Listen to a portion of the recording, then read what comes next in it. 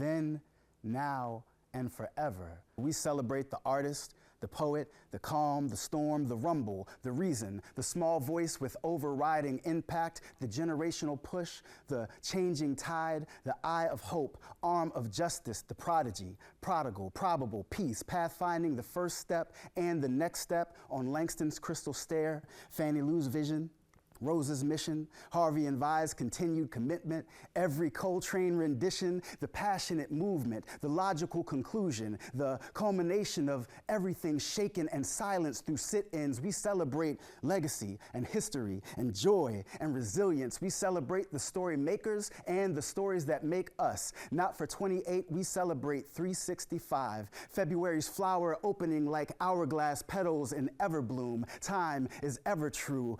Who you were and who you are and who you will be, we celebrate you, then, now, and forever.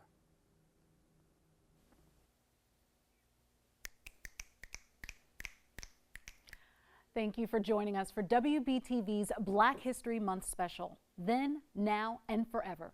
I'm Nia Harden. And I'm Dedrick Russell. For the next hour, we will reflect on our past, celebrate what we've overcome, and embrace our future.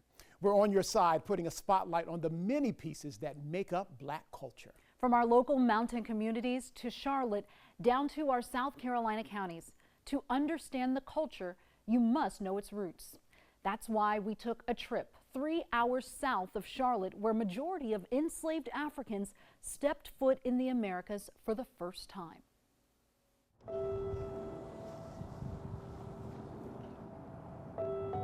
Men, women, and children stripped of the only life they knew, kidnapped, beaten, and forced onto ships. It's important that all Americans understand the history of the transatlantic slave trade, because this, what I prefer to call large-scale human trafficking scheme, was really the largest forced migration of human beings that we know of in our history. That trade spanned the Atlantic Ocean.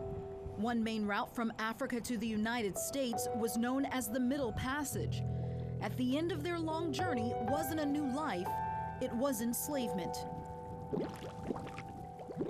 More than 40% of those Africans landed here in Charleston on Gadsden's Wharf. And most of us can trace at least one of our ancestors to this port, which is now the home of the International African American Museum.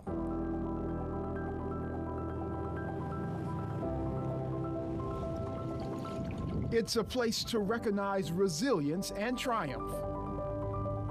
When you think about the fact that these people were transported against their will, but yet those that survived the journey and even survived enslavement left behind incredible legacies, both in terms of their family lineage, their culture, their language, and also their contributions to the built landscape, to the economy. The list goes on and on. So the story's foundational to who we are as a nation. Talk to me about the thought and the intentionality that this museum went into. I think one of the most intentional spots in our museum is the African Ancestors Memorial Garden.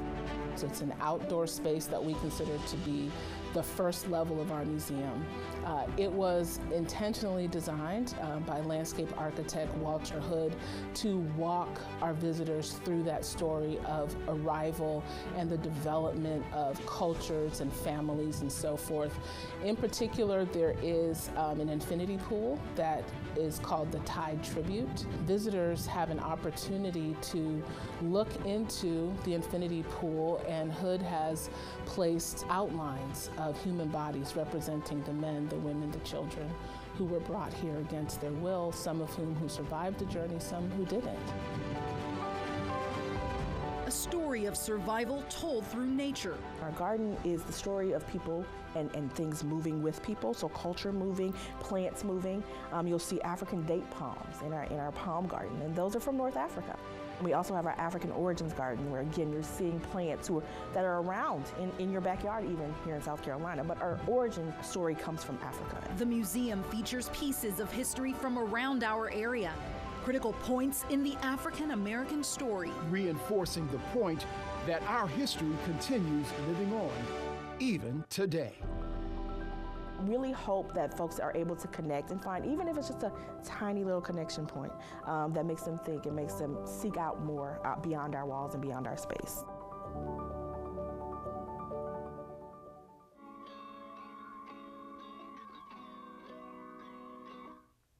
We've transitioned over to our QC kitchen to talk about food from the soul. I know, I like this part. We're talking about fried chicken, collard greens, mac and cheese, and cornbread. All will make your mouth water. We can't forget the scrumptious taste comes with an important history. At the International African American Museum in Charleston, we learned rice, known as Carolina Gold, was the most cultivated crop by Africans in the Carolinas. It's still a soul food staple today.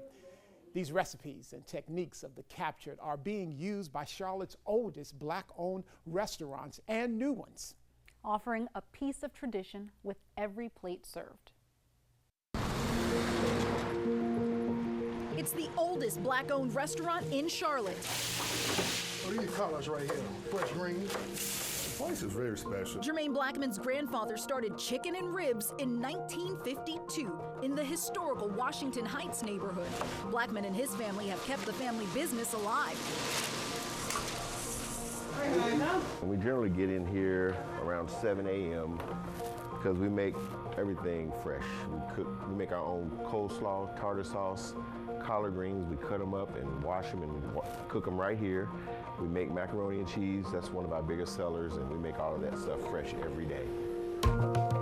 In the 1950s, the restaurant was considered a safe place. Back then, in the Jim Crow era and things like that, we needed places to eat, and he provided it. Blackman is talking about his grandfather who loved to cook. His restaurant can be found in the Green Book, a guide that looks like a phone book created decades ago to help Black people travel the country safely and know where they could find Black-owned businesses. Years ago, you could find several here in Charlotte. Many of them have closed, but new ones have opened. Leah and Louise is one of them. This is the first purvey into traditional Southern food, I would say. Well-known chef Greg Collier and his wife and partner Sabrina opened a modern juke joint in Camp North End. The famous Memphis natives have been on the scene since 2012, first opening a breakfast spot in Rock Hill. For sure, a roller coaster. I think the first few years it was more like a Six Flags crazy roller coaster. Now it's more like it's starting to get to like a Mickey Mouse, Minnie Mouse here, things coasting a little bit. A ride that many want to keep going. Vice President Kamala Harris made a visit during her latest trip to Charlotte. The duo continues to make their mark with a new breakfast restaurant in South End and another concept opening this spring. We've done breakfast. We've done a finer dining side. Now we want to cater to people that you want to bring your kids, you want to bring your family. The new restaurant, Third and Fernwood, will put a spin on meat and 3 plates. We grew up eating the meat and two, being the meat and two restaurants in Memphis. The gas stations have meat and twos, churches have meat and twos. Gregory and Sabrina are grateful for the other Black-owned restaurant owners who have helped them throughout the years. They're focused on supporting others who want to make their name in the business.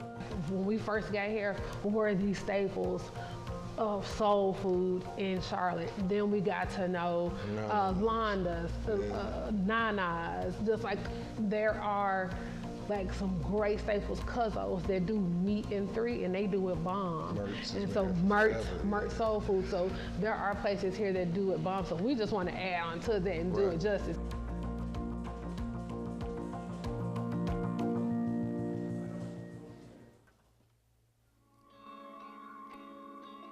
Now going from the kitchen to the sports arena, where people have come to see Muhammad Ali, Serena Williams, Michael Jordan, and the list goes on. There's no doubt the Black influence on sports here in the Carolina and beyond does not stop. Golf is one of the sports Blacks have slowly integrated. Now, one young lady is leveling the playing field. WBTV's Jorge Andres met her on the course.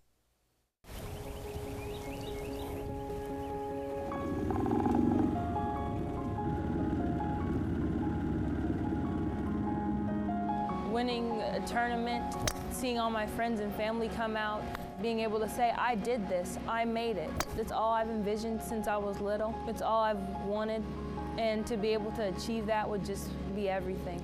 Tiger Woods, Harold Varner, Tony Finau. Those are just a handful of names that paved the way for Kendall Lee. At just 15, Kendall has found her passion, a passion that has led her to the top of the female golf team at Union Academy Charter School, and a passion that began at age 5 with a simple daddy-daughter moment. And when I was little, he was my favorite person and still is. So with that attachment, I always wanted to be with him. And I just remember going and playing with him, and he got me my first set of clubs, and I've loved it ever since. In a sport where women, let alone athletes of color, were not at one point ever represented, Not getting under enough. Kendall has made it a point to be the example for young golfers in our community. It makes me so proud. The fact that I remember when I was little seeing other black golfers, it meant the world to me, and I said, I can do that. I want other people to see that through me and try and grow the game. With every putt that misses, Please get in. Oh my goodness. and every drive that slices, Caught the ground, but that's fine. Kendall and her father Jody That's close. see the course as a map of life's challenges. No one in the family on either side has ever been a golfer, and so you're a leader in the family. The game of golf is about respect. It's the only game where you keep your own score. And so you call the penalties on yourself. It's a game of respect. Always have the highest respect for yourself and others. But with setbacks, there are comebacks. And every time, she's remained. There we go. She's persisted. And she's solved. Woo! A dream that started with her dad You got me. is only just taking off right here in our own backyard. And a journey to find her place amongst the greats is starting to climb up the leaderboard. Save the best for last. And we can't wait. That's right, we can't wait. That's our Jorge Andres reporting. History was made in Charlotte back in 1983 when Harvey Gantt was elected as the city's first black mayor. That's right, his story is also documented at the International African American Museum in Charleston. 34 years later, in 2017, Vi Lyles became the first elected female black mayor in the Queen City. To talk about then, now, and forever in politics, we had a conversation with Charlotte Mayor number 50 and number 59. They admit things have changed and some things have not. When I ran for mayor, one of my themes in the campaign was balanced growth. Balanced growth really did start with your administration, and it got us to a place that we could actually begin to look at affordable housing. I remember the Charlotte News was still being printed. It was the afternoon paper. And if you look over off of McDowell Street, we built 4 houses. And remember, they were in the newspaper. City spends $75,000 on affordable housing. And it was That was in First Ward. It was in First That was Ward. back in the It was 70s? back in the Back in the 70s, 70s. yes. And it was First Ward, and it was like, why are they wasting this money? It's so interesting that affordable housing was an issue back then. It's an issue now, and it may be an issue forever. It's What do you always think gonna about be an it? It is Yeah. always. The thing that worries me today, Mayor, is homelessness. When I started out as mayor, I thought homelessness was something that we could solve. And I think Harvey's so correct. It's always going to be with us. And the difference today is that you have to think about addiction and mental health. Charlotte is dealing with a spike in juvenile crime.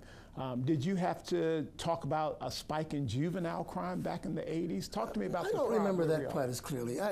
During the time I was mayor, the big crime issue was drugs and It was the crack availability cocaine at and the crack time. cocaine. Yeah, you're dealing with more than cocaine these days, aren't you? Yeah. Well, we have fentanyl and we have all types of drugs that are coming into our city, and it's killing some young people. I think the difference today, though, is that the crime we see and the violence we see has a lot to do with the Second Amendment argument about guns and the availability of guns.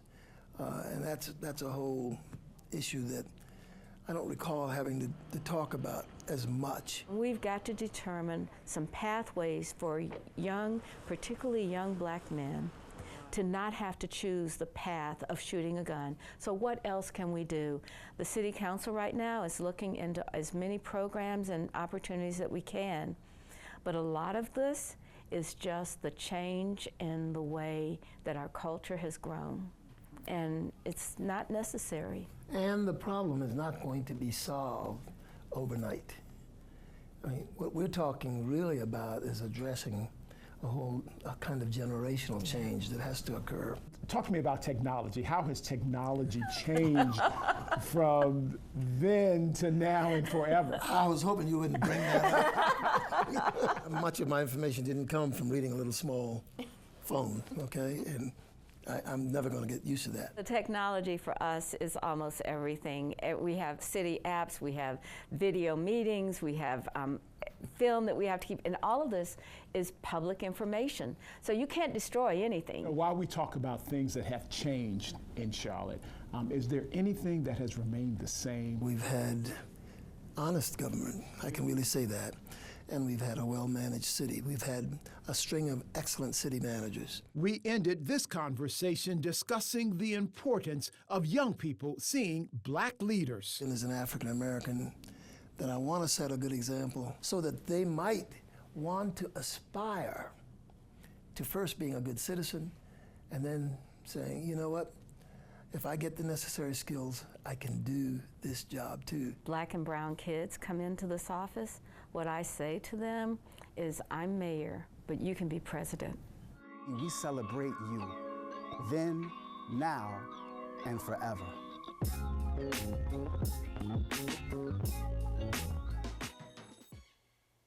We begin this next half hour honoring African Americans and the arts. It's the theme of this year's Black History Month. And history shows blacks have made major contributions to television and film. The next conversation you are about to hear is between a local actor who was popular back then on TV and a student actor from Northwest School of the Arts trying to make it now. That student wants representation in the arts to continue forever. Well, we're moving on now. Veteran actor Berlinda Tolbert starred in The Jeffersons back in the 80s.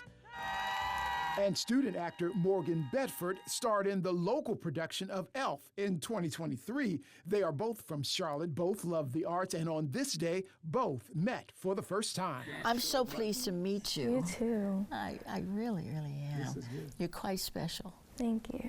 Berlinda, tell me, how did you know that acting was your passion? I didn't know that in the beginning.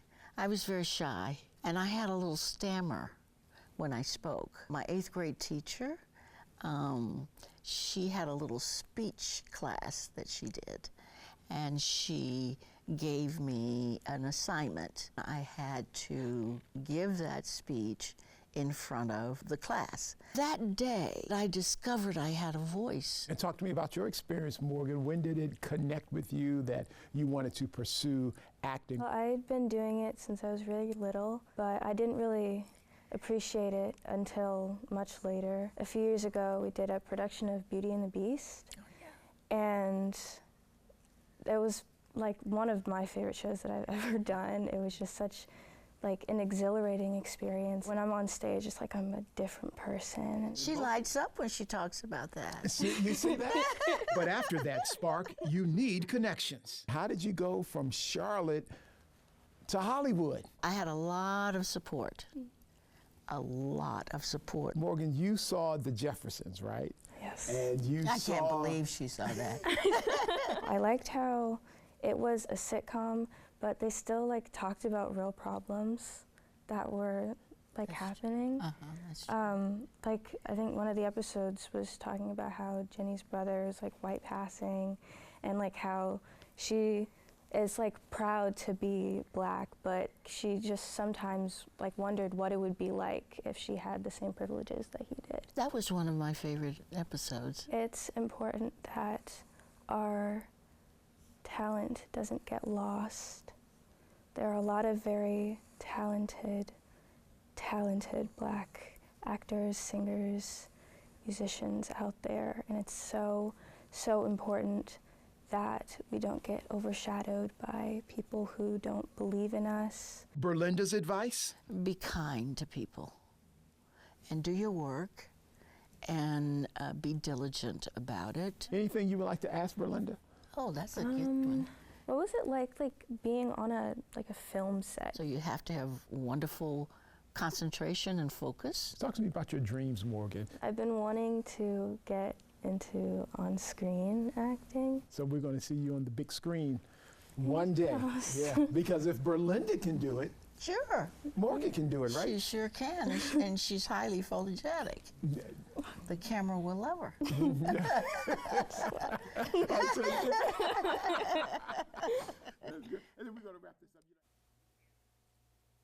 Now to the art of hairstyling. In ancient African societies, someone's hairstyle could tell you a lot about who they were and where they came from. For many Black women, our hair still our crowning glory. Hair in the Black community has always been part of the culture. The look, how it makes you feel, it all matters. That's why the Black beauty industry continues to thrive. You get that traditional old school feeling. You feel welcome. There's always a story to be told. Girl, come through. This is the Royal Status Beauty Bar. You said what we where hair is done and the tea is spilled. Kiona Willis owns the salon centered in the community she calls home.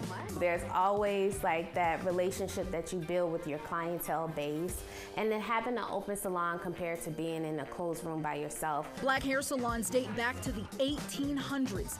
The tools we use can be traced back more than 6,000 years. Combs and picks we use today used to be made from grass or straw with wooden tines using metal wire. Wooden Asante combs formed into a human head. Other tools have evolved. We still lean towards Marcel irons that we haven't seen in years. We're using barrel curlers, product-wise wigs, and you want your hair 40 inches long and lace front, nothing's wrong with that. Just to have that opportunity to switch it up, that's what we love here. Body, okay. That's why stylists are looking for more educational classes to offer additional services. They say it goes past cosmetology school.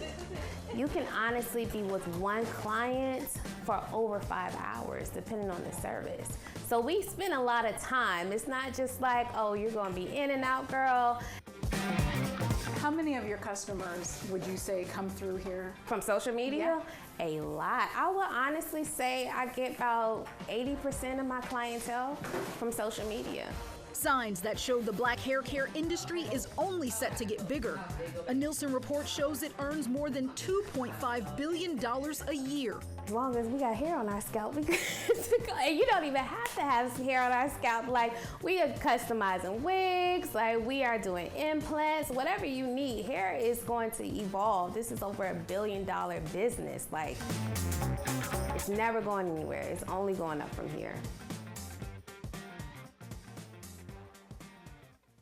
Well, just like stories from the beauty salon, almost every Black man has a barbershop story to tell.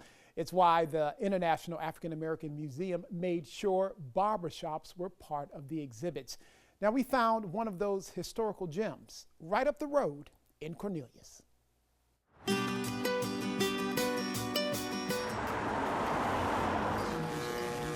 These sounds have been buzzing at Potts Barbershop since 1952. Life back then had ceiling fans, you open windows, no air conditioning back then. This is the original spot for the barbershop in Cornelius. In the 60s, Potts Barbershop moved here to Catawba Avenue.